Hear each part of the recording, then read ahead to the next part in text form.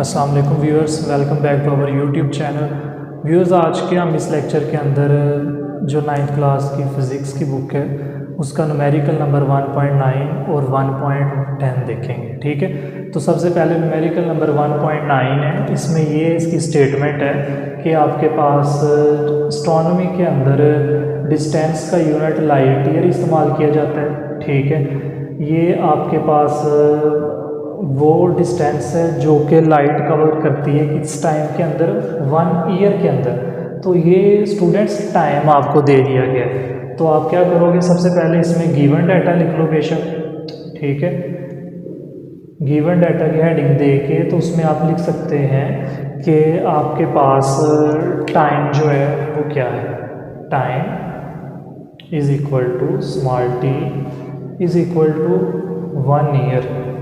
तो students 1 year जो है ये किसके बराबर होता है? 1 ईयर बराबर होता है आपके पास 365 डेज़ के। अब मज़ीद अगर आप बात करो यहाँ पर, तो इधर मैं सिंपल सा थोड़ा सा बता देता हूँ कि आपके पास 1 ईयर इक्वल होगा 365 डेज़ के। फिर आगे 1 डे किसके बराबर होगा बेटा? 1 डे 24 आवर्स के बराबर होगा। 1 आवर कितने मिनट्स के बराबर होगा? 60 मिनट्स के बराबर होगा। फिर उसके बाद 1 मिनट कितने जो है वो सेकंड्स के बराबर होगा, तो ये 60 सेकंड्स के बराबर होगा। आपके पास ये जो सारी टर्म्स है ना, ये सारी की सारी अगर आपने अपने 1 ईयर के टाइम को सेकंड्स में कन्वर्ट करना है तो इनको आपस में मल्टीप्लाई कर दें। ठीक है, तो अब आप ये टाइम जो है इसको डायरेक्टली 1 ईयर, तो आप इसको इतने लंबे चक्रों में पढ़ने की ज़रूरत नहीं, आप डायरेक्टली इधर लिख दें कि small T is equal to 365 multiply by जो है वो 24 मल्टीप्लाई बाय 60 मल्टीप्लाई बाय 60। ये आपके पास टाइम किस में कन्वर्ट हो जाएगा जी? ये आपके पास जो टाइम होगा ये सेकंड्स में कन्वर्ट हो जाएगा। तो अब ये सारी वैल्यूज़ को आप आपस में मल्टीप्लाई कर दें। ठीक है, कैलकुलेटर में तो 365 multiply bye 24 multiply by 60 multiply by 60, तो इसका आंसर आ जाता है आपके पास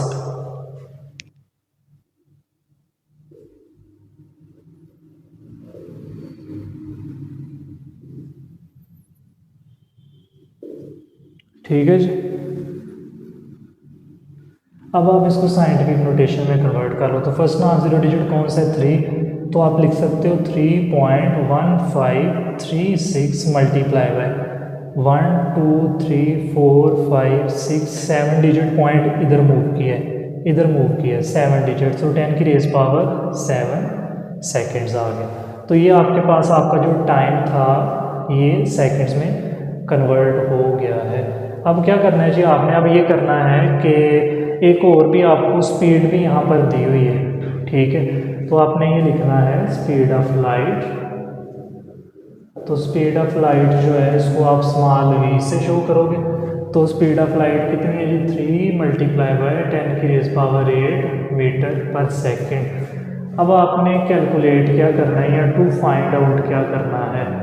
आपने यहाँ पर टू फाइंड आउट डिस्टेंस करना है। डिस्टेंस का मतलब है आप d भी लिख सकते हैं और s भी लिख सकते हो। अब आपने यहाँ पे पहले फार्मूला लिख लो जी। फार्मूला क्या है जी? आपके पास स्पीड का जो फार्मूला होता है वो होता है speed is equal to distance over time. ठीक है, अब आप अगर यहाँ पे डिस्टेंस फाइंड आउट करना चाहें तो टाइम को इस साइड पे स्पीड के साथ जाके मल्टीप्लाई कर देंगे। Speed multiply by time is equal to distance. तो अब आप इसके जो सिंबल्स हैं वो लिख लें सिंपल। तो स्पीड को हम v से डिनोट करते हैं, टाइम को स्मॉल t से, तो डिस्टेंस को s से शो करते हैं। तो आपके पास ये फार्मूला बन जाएगा। तो आप क्या करेंगे जी? अब आप सोल्यूशन लिखेंगे और इस फार्मूले के अंदर सारी वैल्यूज़ पुट कर दें v मल्टीप्लाई बाय t। तो v की वैल्यू कितनी है आपके पास आई है? 3 पावर 8 मीटर पर सेकेंड। टाइम जो है वो आपने वहाँ पे उसकी वैल्यू निकाली। टाइम की वैल्यू आई है 3.1536 मल्टीप्लाई बाय 10 की रेज़ पावर 7 सेकेंड्स। तो यहाँ पर आप क्या करोगे, आप सबसे पहले ये जो आपके पास टाइम की वैल्यू इसको 3 के साथ मल्टीप्लाई कर लो, तो आपके पास आ जाएगा जी,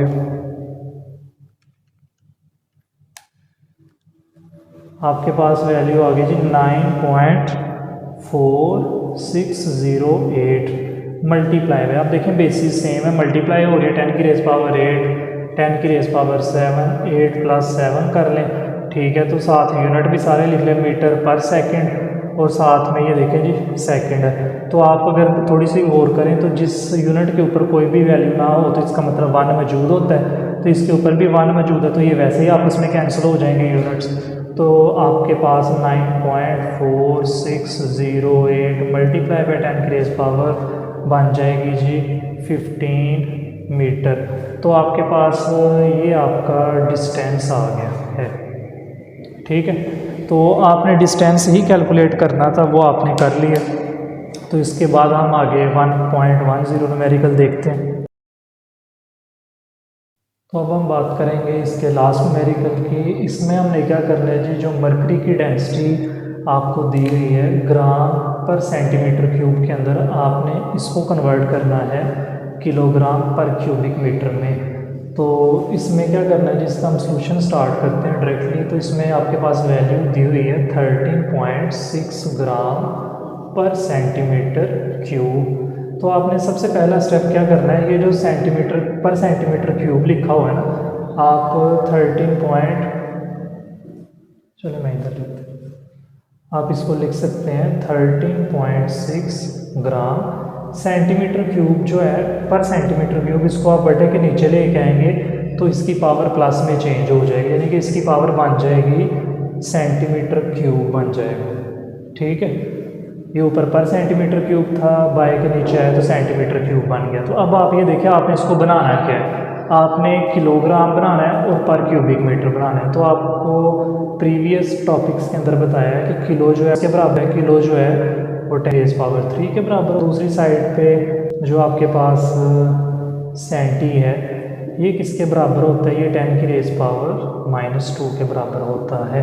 तो ये दोनों प्रीफिक्सेस हम 1 बाय 1 इधर यूज़ करते हैं। इसको हम इधर देख लेते हैं जी। आपके पास ऊपर वैल्यू है 13.6, आपने ऊपर किलो बनाना है ना, तो किलोग्राम ऊपर लिख के तो आप इस सारी वैल्यू को डिवाइड कर देंगे 10⁻³ के साथ। दोबारा देखें कि आपके पास, मैं पहले थोड़ी सी बेसिक चीज़ बता दूं कि 13.6 ग्राम था, तो आपने ग्राम से जब किलोग्राम में जाना है ना, तो किलो का मतलब है 10⁻³ तो आप इस सारी वैल्यू को 13.6 को मल्टीप्लाई भी करोगे 10⁻³ के साथ, डिवाइड भी करोगे 10⁻³ के साथ। अब क्या होगा, ये जो मल्टीप्लाई वाली चीज़ है ना, अब अगले स्टेप में क्या होगा कि इस 10⁻³ की जगह पे आप लिख दोगे किलोग्राम और नीचे वाली को वैसे का वैसे ही रहने दोगे। ये मैंने इधर डायरेक्ट लिख दी, ठीक है। ये इस तरह से आई है ये चीज़।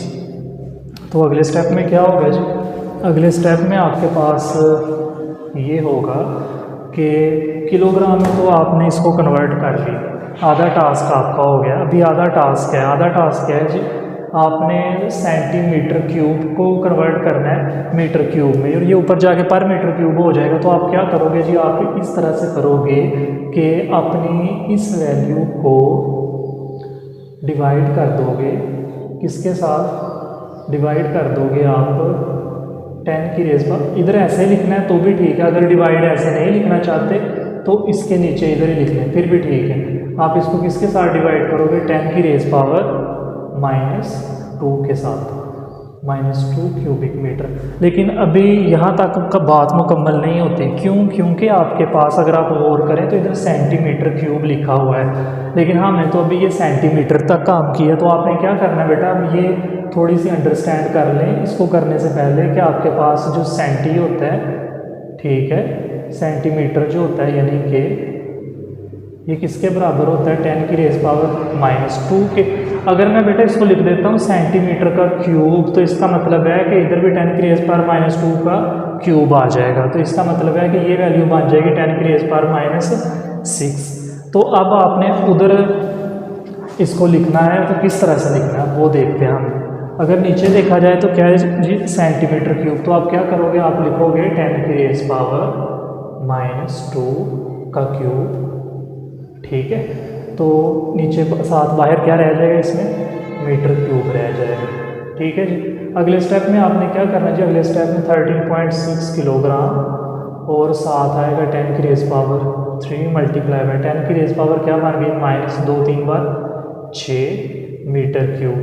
अब उसके बाद अगले स्टेप में आपने ये करना है कि इसको किलोग्राम ही रहने दें। नीचे बेसिस सेम है, पावर्स ऐड करेंगे तो 3 - 6 मीटर क्यूब हो जाएगा। अगले स्टेप में मज़ीद अगर आप करने के चाहें इसको तो ये क्या बनेगा जी, किलोग्राम 10 की रेज पावर -3 मीटर क्यूब।